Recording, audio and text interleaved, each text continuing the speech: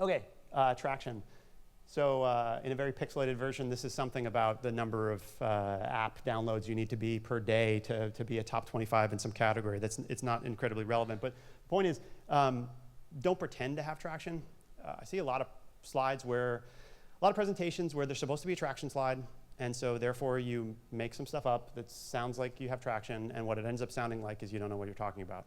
So what you have to do instead is figure out, okay, what data can you show that foretells, that says, okay, when we are out there more broadly, our product is going to fit in the market.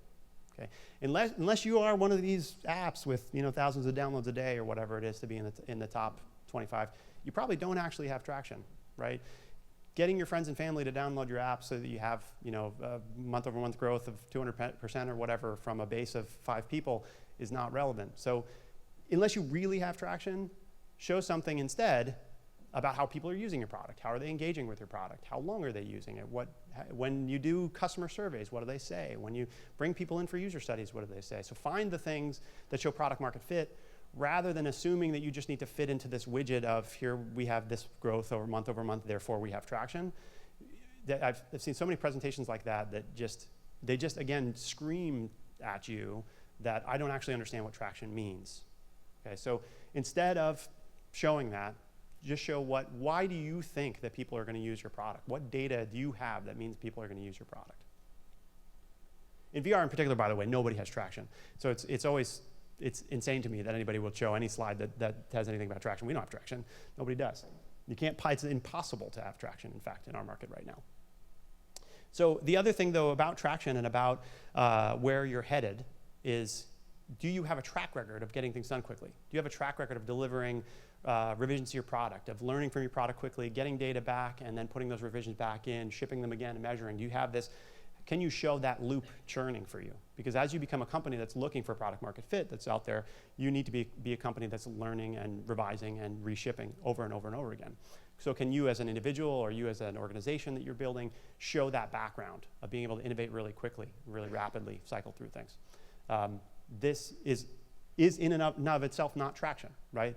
But that is a thing that says that you are an individual or a company that can get on the road to have traction. Okay, so the deal, once you get to the point where you're actually talking about, what is the funding deal, what is the structure of the deal, what is, how much money you're raising, all this sort of thing. There are a few different structures that people use in seed rounds and Series A's, Series B's.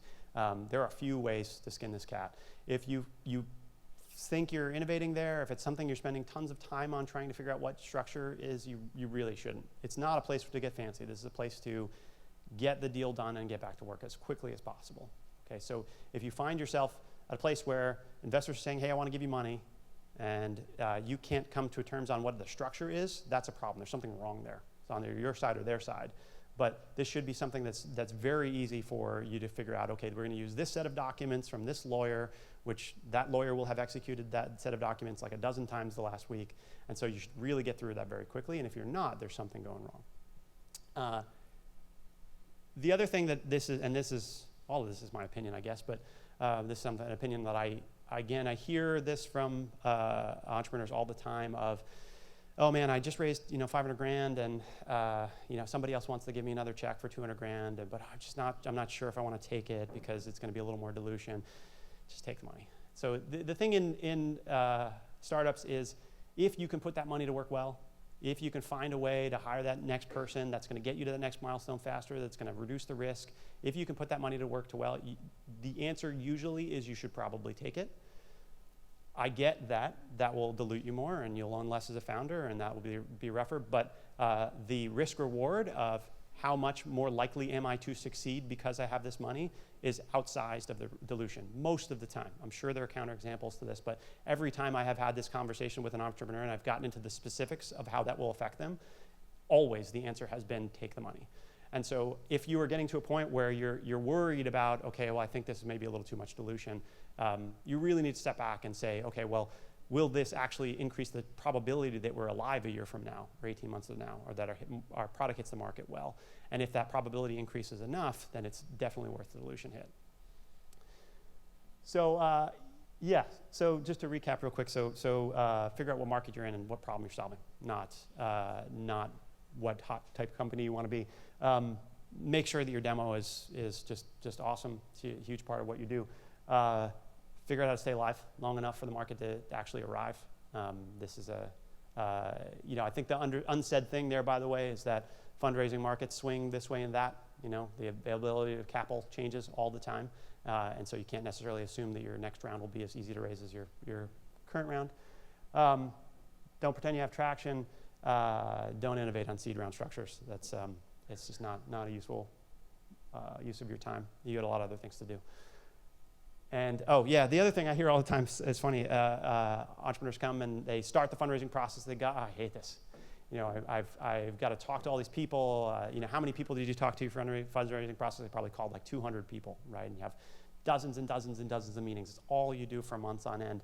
And then people just come and they say, oh my God, I cannot stand this. There's just so many people. I'm pitching constantly. I'm talking to these people constantly. I'm selling all the time. I just want to get back to my business. I just want to get back to being a CEO. And the reality is, if you're the CEO, this is what you do now. What you do now is you raise money.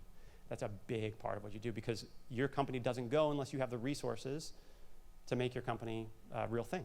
And so to get those resources, nobody else. You look around, there's nobody else. This is not ever going to be something you can abdicate to the CFO, or maybe if you're super, super lucky, you have another co-founder that wants to dive in and do it. But if you're the CEO of a startup, fundraising is what you do.